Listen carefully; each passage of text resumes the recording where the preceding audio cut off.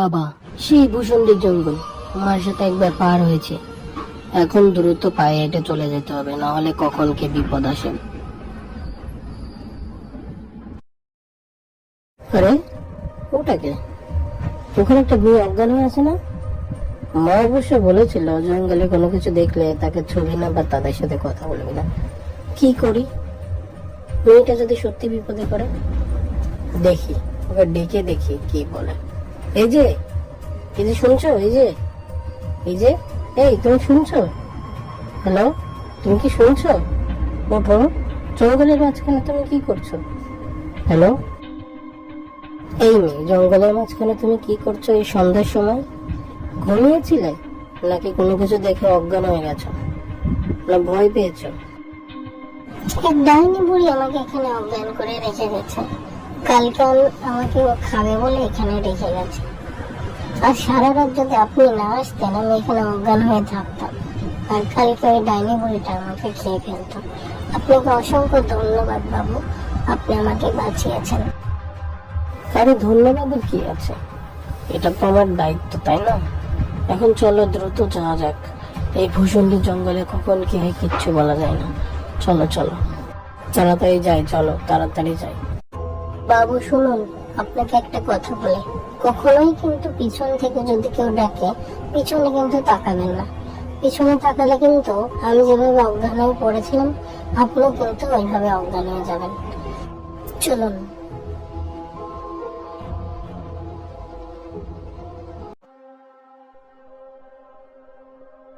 আরে মেয়েটা কোথায় গেল? এ তো দেখছি অশরীরী কারবার, তাড়াতাড়ি পালাতে হবে। আমি তোমার কোনো ক্ষতি করবো না, আমার কথাটা একটু শোনো, আমার কথাটা একটু শোনো।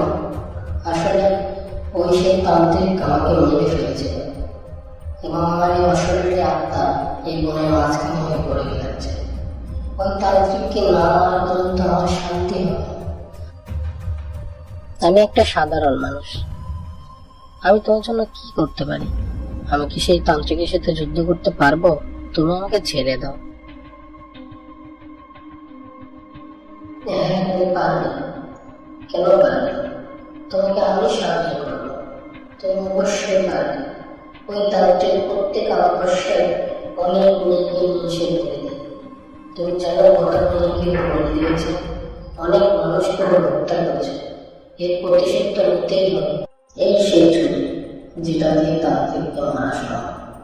তুমি আমাকে একটু সাহায্য করলে আমরা দুজন মিলে তান্ত্রিককে মারতে পারবো। আমি একা মারতে পারছি না, কারণ আমি তান্ত্রিকের কাছে গেলে তোমাকে বশ করে নেব। আমাকে বশ করে নেবো, আবার সেই খারাপ কাজ আমাকে। আমি অনেকবার চেষ্টা করেছি জানো, এমন কাউকে পাইনি যে আমাকে সাহায্য করতে পারে। একমাত্র তুমি আমাকে সাহায্য করতে পারো। তুমি আমাকে সাহায্য করবে, এই মানুষের জন্ম ছবি। আর তুমি যদি একবারই তান্ত্রিককে মারতে পারো তাহলে মনের অনেক আত্মা মুক্তি পেয়ে যাবে। হ্যাঁ, আমি তোমাকে সাহায্য করব। যে তান্ত্রিক বনের নিরীহ মানুষদের হত্যা করেছে তার প্রতিশোধ আমি অবশ্যই নেব। শুধু তুমি আমার পাশে থাকবে, আমাকে একটু সাহায্য করবে।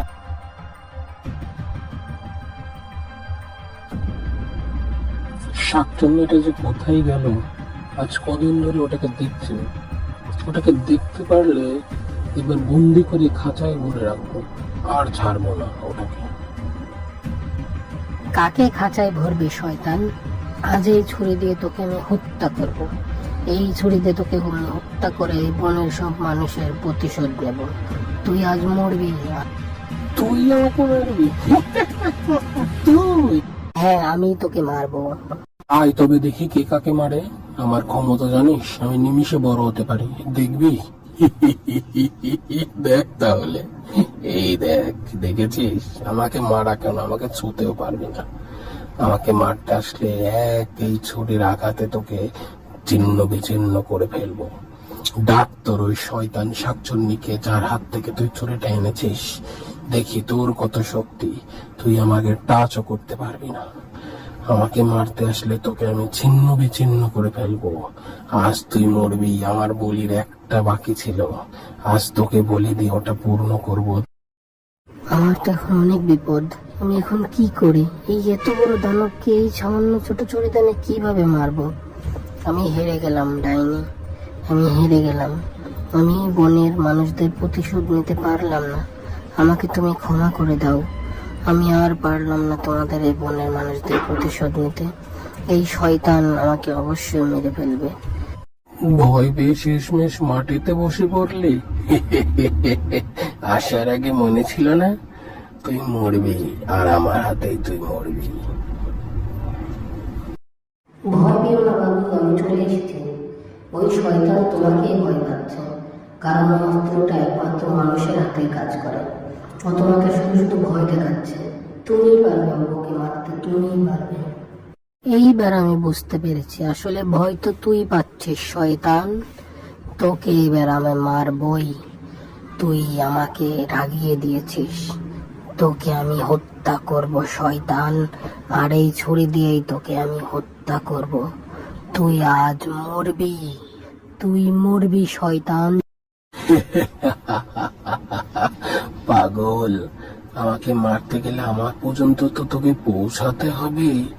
এত বড় আমি, আমার কাছে তুই কিভাবে আসবি? আমার কাছে আসলেই তুই মরবি। তোকে হয়তো উড়ে আসতে হবে, আর না হলে ভেসে আসতে হবে। বাবু, তুমি কোনো চিন্তা করো না, আমি তোমাকে সাহায্য করেছি উঠতে। তুমি একমাত্র পারো ওই শয়তানকে মারতে। বাবু, আমি তোমাকে শক্তি দিচ্ছি।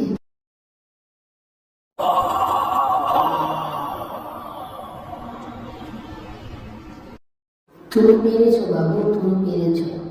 আজ তোমার জন্য এই বনের অনেকগুলো আত্মা মুক্তি পাবে। তোমাকে অসংখ্য ধন্যবাদ। আজ আমি মুক্তি পাবো। এত বছর ধরে আমরা বনে আটকে ছিলাম। এই শয়তান তান্ত্রিক আরো মানুষকে হত্যা করত। তোমাকেও অনেক ধন্যবাদ। ভূত প্রেতে আমার অনেক ভয় ছিল, তুমি আমার ভিতর অনেক সাহস জুগিয়েছ। এবার আমি অনেক ভালোভাবে আমার জীবনটাকে সাহসের সাথে এগিয়ে নিয়ে যেতে পারবো। তোমাকে অসংখ্য ধন্যবাদ। তুমিও ভালো থেকো, তুমিও ভালো থেকো। আজকে আসি, বিদায় দাও আমাকে। আজকে আসি। ডাইনির কাছ থেকে বিদায় নিয়ে চলে যেতে লাগলো সে, এবং তার দাদু বাড়িতে সে সুন্দরভাবে পৌঁছে গেল। বন্ধুরা, গল্পটা তোমাদের কেমন লাগলো? ভালো লাগলে অবশ্যই পরের গল্পের জন্য সাবস্ক্রাইব করে রাখতে পারো। আর এত দূর আসার জন্য ধন্যবাদ তোমাদেরকে।